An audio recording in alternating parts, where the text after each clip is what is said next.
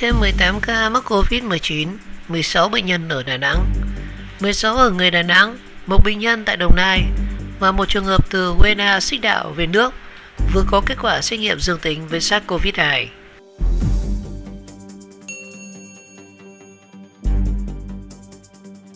Mười 18 giờ ngày 4 tháng 8 thì Ban Chỉ đạo Quốc gia phòng chống dịch Covid-19 thông tin về 18 ca mắc Covid-19 mới. Bệnh nhân 653 đến 668 trú tại Đà Nẵng, có độ tuổi từ 8 đến 93 và 8 người là F1 đã được cách ly tập trung, 5 người từng chăm sóc bệnh nhân tại Bệnh viện Đà Nẵng.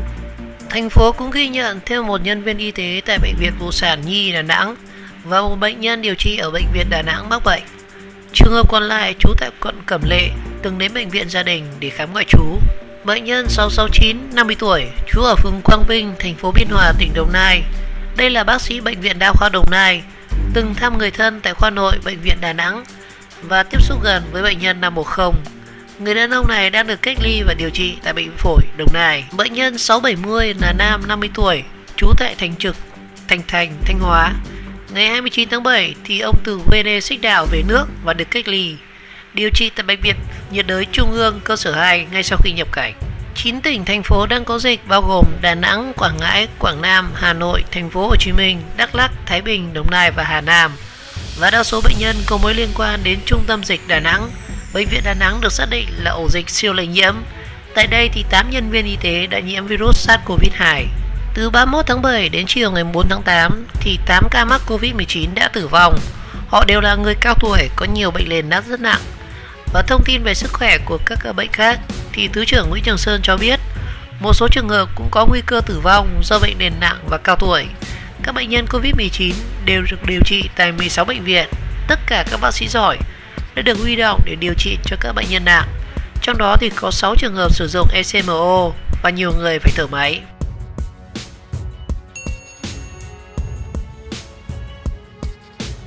Dịch Covid-19 ở Đà Nẵng, Quảng Nam được kiểm soát. Hiện tại tình hình ở Đà Nẵng và Quảng Nam đang được kiểm soát, nhưng Ban Chỉ đạo Quốc gia dự báo sẽ còn phát hiện các ca nhiễm trong cộng đồng và các ca tử vong do bệnh nền nặng. Ngày 4 tháng 8 thì Phó Thủ tướng Vũ Đức Đam chủ trì phiên họp của Ban Chỉ đạo Quốc gia phòng chống dịch Covid-19. Và tại cuộc họp này, Ban Chỉ đạo đã bàn về nội dung dự thảo chỉ thị của Thủ tướng về tăng cường nâng cao hiệu quả thực hiện các biện pháp phòng chống dịch Covid-19 trong giai đoạn mới và công tác mua sắm vật tư, trang thiết bị y tế, máy móc phục vụ vùng chống dịch và điều chỉnh giá xét nghiệm, vấn đề về đặt máy, thuê máy phục vụ phòng chống dịch. Chưa có bằng chứng khẳng định dịch lây mạnh trong cộng đồng, giáo sư tiến sĩ Đặng Đức Anh, Viện trưởng Viện Vệ sinh Dịch tễ Trung ương cho biết, trên địa bàn Đà Nẵng thì viện đã tiến hành xét nghiệm kháng thể 5.000 trên 7.000 mẫu ở các khu cách ly và trong cộng đồng. Và trên cơ sở kết quả thu được thì có căn cứ để xác định các mẫu bị nhiễm vào đầu khoảng tháng 7 và ổ dịch ở Đà Nẵng khởi phát vào đầu tháng này. Thời gian tới thì Viện Vệ sinh Dịch tễ Trung ương sẽ tiếp tục thu nhập mẫu, xét nghiệm để phục vụ công tác phòng chống dịch bệnh. Theo giáo sư tiến sĩ Trần Đắc Phu, căn cứ trên xét nghiệm các ca mắc và qua điều tra dịch tễ, có thể thấy số ca lây lan ra ngoài cộng đồng thì chưa nhiều. Và đến nay thì mới phát hiện 6 ca cộng đồng. Hiện chưa có các trường hợp nào bị lây từ các bệnh nhân này. Về cơ bản thì các ca nhiễm đều liên quan đến 3 bệnh viện ở Đà Nẵng. Và qua xét nghiệm tại Hà Nội, Thành phố Hồ Chí Minh và một số cơ sở y tế lớn thì chưa phát hiện ra các ca mắc Covid-19 ngoài cộng đồng, trừ các ca liên quan đến Đà Nẵng. Như vậy thì chưa có bằng chứng để khẳng định dịch bệnh lây nhiễm rất mạnh ngoài cộng đồng. Giáo sư tiến sĩ Nguyễn Thanh Long, quyền Bộ trưởng Bộ Y tế, nhắc lại thời điểm bắt đầu dịch là từ tháng 7, đặc biệt là qua phân tích gen của virus gây bệnh trên các bệnh nhân, có thể khẳng định đây là nguồn mới xâm nhập.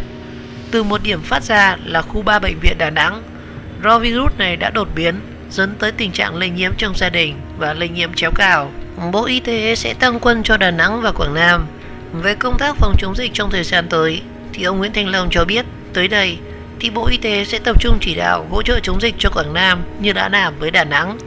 Bộ Y tế sẽ tiếp tục tăng quân vào khu vực này để nhanh hơn nữa tiến độ truy tìm và các trường hợp lây nhiễm trong cộng đồng để kịp thời cách ly khoanh vùng dập dịch và nhanh chóng kiểm soát tình hình và giảm thiểu tử vong. Theo ý kiến chỉ đạo của các thành viên ban chỉ đạo thì kết quả ngăn chặn dịch bệnh vừa qua cho thấy chỉ đạo quyết sách chống dịch là đúng. Ban chỉ đạo thống nhất nhận định tình hình ở Đà Nẵng và Quảng Nam đang được kiểm soát. Dự báo trong những ngày tới đây sẽ tiếp tục phát hiện ra các ca nhiễm trong cộng đồng và nhiều khả năng sẽ còn có các ca tử vong là những bệnh nhân nặng đang được điều trị tại các khoa chạy thận nhân tạo, hồi sức cấp cứu và tim mạch. Ban chỉ đạo cũng nhấn mạnh rằng với gần 100 triệu dân, đường biên giới dài hơn 4.000 km nên nguy cơ có dịch luôn thường trực ở trong cộng đồng. Vì vậy phải thiết lập trạng thái bình thường mới với từng người dân, gia đình, tổ chức và toàn xã hội. Theo đó thì đất nước vẫn sản xuất, kinh doanh, giải trí, làm những việc cần thiết trong cuộc sống, nhưng phải trong điều kiện mới và cách làm mới để đảm bảo an toàn phòng chống dịch. Cuộc chiến còn rất dài. Phát biểu kết luận cuộc họp thì Phó Thủ tướng Vũ Đức Đam yêu cầu trong thời gian tới, một mặt phải tập trung dập dịch nhanh nhất có thể, mặt khác cũng phải siết chặt lại kỷ cương và lên xên cót cho cả hệ thống, trước hết là trong ngành y tế. Cuộc chiến này còn dài, đến khi nào có vaccine hay là thuốc đặc trị, chúng ta mới thắng được từng trận đánh, từng chiến dịch, chứ chưa thắng được cả cuộc chiến, Phó Thủ tướng nhấn mạnh. Trên thế giới còn rất nhiều nước do lơi lỏng dịch bệnh đã quay lại, bùng phát thành làn sóng mới và đe dọa rất nghiêm trọng. Dịch bệnh ở thành phố Đà Nẵng thời gian qua là lời cảnh báo rất nghiêm khắc cho tất cả các bệnh viện, các địa phương, các ngành và các cấp. Phó Thủ tướng ví phòng chống dịch giống như là bảo vệ tuyến đê trong mùa lũ. Điểm xung yếu nhất phải được canh giữ cẩn trọng nhất. Mọi rò rỉ, nhất là ở nơi xung yếu, được phát hiện ngay và phải bịt lại. Chúng ta phải thực hiện triệt để các chỉ đạo về quản lý sức khỏe của người dân, đặc biệt là người cao tuổi có bệnh nền, siết lại kỷ cương trong các bệnh viện, thực hiện nghiêm triệt để quy định phòng chống dịch đối với mọi người đến khám bệnh và nhân viên y tế. Phó Thủ tướng lưu ý và cho rằng mỗi sự cố xảy ra là một bài học và không được để điều đó được lặp lại. Phó Thủ tướng yêu cầu Bộ Y tế rà soát lại toàn bộ quy định, hướng dẫn phòng chống dịch và theo ông nếu thực hiện tốt, chúng ta hoàn toàn có lòng tin sẽ chống được dịch bệnh, có cuộc sống sản xuất kinh doanh bình thường mới. Ở đâu đó thì có làn sóng dịch bệnh thứ hai, nhưng Việt Nam quyết tâm không để xảy ra và không để câu chuyện quay lại với giãn cách xã hội trên diện rộng ở quy mô toàn quốc.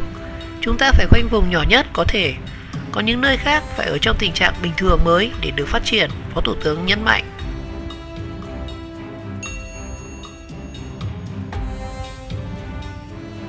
Chưa rõ giám đốc người Nhật mắc Covid-19 từ đầu. Lãnh đạo Sở Y tế Lâm Đồng cho biết, ngoài vị giám đốc người Nhật thì địa phương chưa ghi nhận thêm trường hợp mắc Covid-19 nên chưa xác định được nguồn lây nhiễm. Ngày 4 tháng 8 thì ông Nguyễn Đức Thận, giám đốc Sở Y tế Lâm Đồng cho biết, phía Nhật Bản đã xác nhận một công dân 75 tuổi của nước này đang làm giám đốc của một công ty có trụ sở ở huyện Lạc Dương dương tính với SARS-CoV-2. Theo ông Thuận thì Bộ Y tế đã có công điện yêu cầu tỉnh Lâm Đồng và thành phố Hồ Chí Minh điều tra xử lý trường hợp này để phòng dịch lây lan. Sở Y tế đã họp triển khai công tác phòng chống dịch và địa phương chưa có ca nào khác mắc Covid-19 nên chưa thể khẳng định ông này nhiễm bệnh từ đâu, ông Thuận nói. Và liên quan đến vị giám đốc người Nhật thì ngành y tế Lâm Đồng đã lấy 53 mẫu xét nghiệm những trường hợp tiếp xúc và cho kết quả âm tính với SARS-CoV-2. Chỉ có một mẫu F1 thì đang chờ kết quả. Số trường hợp F2 là hơn 469 người đang được cách ly theo dõi tại nhà và nơi lưu trú để phòng dịch Covid-19. Và cùng ngày thì ông Phan Văn Đa, Phó Chủ tịch Ủy ban Nhân dân tỉnh Lâm Đồng đã ký văn bản hỏa tốc gửi các đơn vị, huyện, thành phố về việc khẩn trương triển khai các biện pháp phòng chống dịch Covid-19. Theo đó thì Ủy ban Nhân dân tỉnh Lâm Đồng chỉ đạo tạm đóng cửa các cơ sở kinh doanh karaoke, quán bar, vũ trường từ 0 giờ ngày 5 tháng 8 khi có thông báo mới.